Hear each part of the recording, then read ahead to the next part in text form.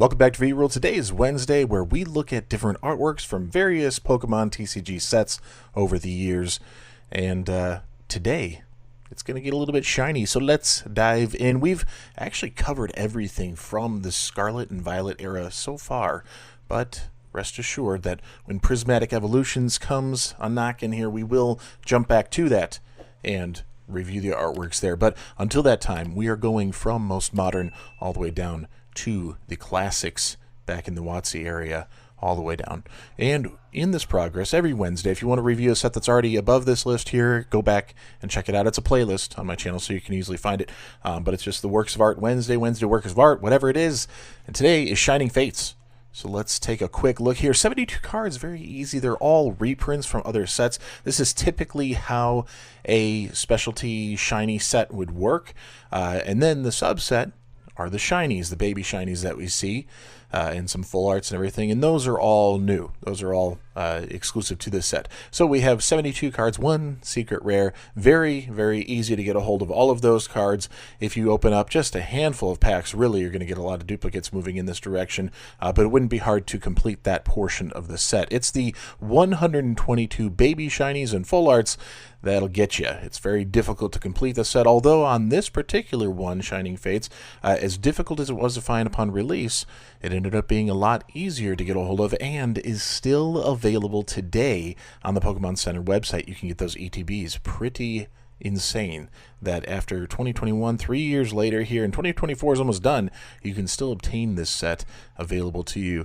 Looking through this is bringing me a little bit further back into when I was opening it, and there's a lot of cards I don't have still from this set. I was at that time trying to pull as much as I could and open a lot of things, but it wasn't really working out, and I've set it aside. I do have a binder going towards it, and I'm not really making it a goal of mine, but the shinies, the baby shinies, there's quite a few of them in here that are pretty reasonable, pretty affordable, not too bad to get a hold of, so you can get the bulk of it at a pretty good price if you wanted to.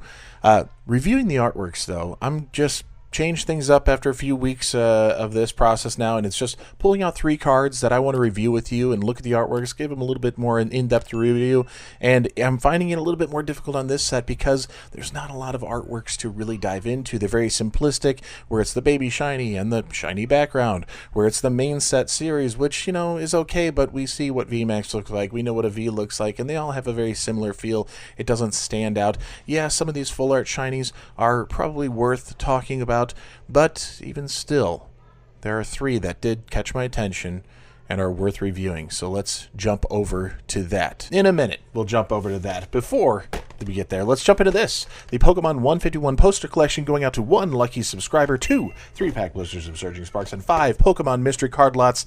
All 8 winners coming out of here once we reach 4,000 subscribers. That's our goal, 4,000 subscribers, and we're going to give away those 8 prizes. All you got to do is take that extra step beyond the whole like, comment, and subscribe to the channel, be a part of it, and say a little something down below. It helps boost the algorithm. If you're not able to share the channel, then doing that, liking it and commenting, takes it a little bit further, and YouTube will do the sharing for you. So that's all to help get to that 4,000 subs so you get your chance at that poster collection. But take that extra step, go to this video. This video over here is where you need to leave an additional comment, because that's where I'm going to be pulling the winners from once we reach 4,000 subscribers. And I'm telling you, we're so close. We can do it by the end of the year. We can do it to close out 2024 with that 4K subs. I'd love to do it and see that happen and see some people win some cool prizes. Charizard VMAX, why not? Why not the big guns? Why not the chase of the set? It is the most difficult pull for sure. It's a Charizard. It's a shiny Charizard full art. How can you not love it? While the artwork is simplistic, and I like the fact that, you know, this big cloud around the VMAX is just off behind the tail there. It's not overwhelming the scene. That's great. But it's just this big, massive Charizard, overpowering everything, breathing fire. It's coming off of everywhere. You got the shine, sparkles happening everywhere. Awesome. It's simple to really read into this and look at it, but because it's the chase of the set, and because there's not a whole lot to really dive into on the artworks, or at least I don't really want to because most of them are reprints, this one stands out because of its popularity, because you open so many packs looking for it, never to find it, and you still can't complete it because of the 122 shinies that there are to get. Very difficult to get a hold of. But Charizard, who doesn't love a good Charizard? I mean, this is one of the mascots of the entire franchise, so we have to touch on that at least for one of the three for today. Another one I wanted to jump into is one that I think people keep overlooking. They overstep these. They did at the time, and then they gained some popularity. It started exploding, but we were kind of in a Pokemon boom where everything was exploding, so people went nuts for it, and that is the Amazing Rares. All right, the Amazing Rare collection was pretty cool. Had this interesting color splash going on, this rainbowy splash busting out of the flame, going in different textures. There's a different hollow pattern to them. They're not all the same, but they all have that same feel. And I think it's something that creates a little tiny subset, not a difficult one to collect or obtain if you wanted to on the secondary market. They're really inexpensive. I think you're looking at, $3 to $5 for most of them. They're really not that bad. And pretty easy to pull when it comes down to it, but going and pulling in packs for them, not the best way to go. There's a handful of sets, I can't recall all of them, but Shining Fates is one of them that has some of the Amazing Rares in them. And the Kyogre, yes.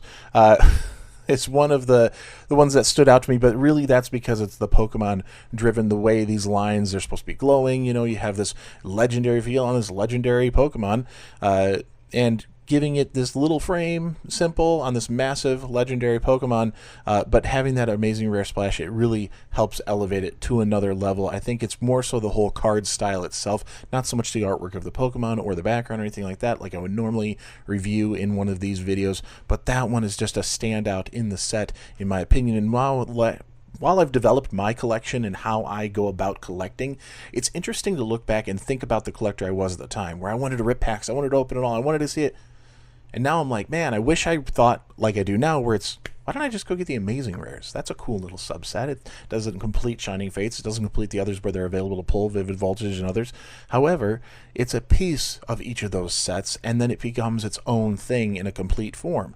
So that's an interesting strategy, and it takes things like time, it takes things like patience and developing your collection to get to that point. Hindsight is 2020, in fact, and I am looking back and going, man, I better double check that I have all these Amazing Rares, because I probably only need to pick up one or two to complete them. I should pull them from the binders they're in and set them aside in a little subset binder or something, because I think that's the collection style I like. There are only a few that I really want to master. I have a lot of binders I need to dismantle because I have no intention of mastering those, and I don't think that's going to happen anytime soon. So I should rethink how my binders look, the dozens of binders I have at this point, and how I want to go about doing that. And this Kyogre, the Amazing Rare, is going to be a part of a different collection within my collection. And I think that's kind of a fun exercise to have years later now, after having gone through a lot of openings and pulling a card like this. I believe I pulled it. I'm not sure, there's been a lot in this past here, but I'm pretty sure I've pulled this one. And it's kind of cool to think about how you can always update, you can always change, you can always grow as a collector, as an investor, and how you want to be a part of the hobby. Because while it feels overwhelming at times, do it the way that feels fun and exciting and interesting to you. Find what you like and go after it in that way, because seriously, there's no rule. There are no rules. You can be collecting the right cards for your deck that you go and play. You can be collecting the specific Pokemon that you enjoy most. There's no rules. And that becomes something freeing in your collection journey, that you're not following this idea like I did. I have to master every set. It's ridiculous. It's ridiculous unless you're one of these YouTube channels that have 1 million, 2 million subscribers where they can swing that. With everything they have going on, the sponsorships and the openings and the rip and ships and all the things they're doing, when they're able to do that, that's cool, good for them. And I think the community needs people like them that we can kind of live vicariously through. However, I'm on this journey as a normal guy. I'm sitting here in my basement, for goodness sake. I'm on this journey as a normal guy. And most of you watching are just normal collectors like me, who have your own journey, your own story to tell. And this is just a little piece, a little reminder that every journey is a little different, and it's okay to change as you go and as you grow. I do want to go into one last one here, Bird Keeper, because of all of them, this one actually spoke to me as being a worthwhile artwork to speak about. I love the fact, and I didn't always love this, but I love the fact that the little bleed over into the frame coming out of the picture just adds so much dimension. It feels a little bit more welcoming. We could step into this scene and step down with the little Bird Keeper here and hang out with that Starly and just, I don't know, shoot the breeze, whatever it is, just check it out. But Here we have the tools. There's a little story to be told here. Are we fixing the bird cage? Are we trying to get this door back on? Did we rip it off because we don't want the bird to be caged? You know, we have this nice late evening sun coming down here, casting this light throw across here. Nice little highlights across the scene. Really intense expression, focused in on what's being done here. It's just, there's a lot of storytelling in something that actually appears quite simple at first. And all of that just pieces together and makes something like this card, like Bird Keeper, a trainer supporter, a full art trainer, a little bit more enjoyable. And when you go back to these sets where you have to get a little bit more selective, at least in the art reviews, of what is available to you, because they're not all alt arts, and they're not all special illustration rares. They're not the crazy amount of illustration rares we have now. There's so much that we have now. We're incredibly blessed with this current status of the Pokemon TCG and just the franchise in general. But going back is becoming a little bit more of an exercise for me in the reviewing of the art, but also appreciating what was a high-level art at that time. What was a chase card for that set?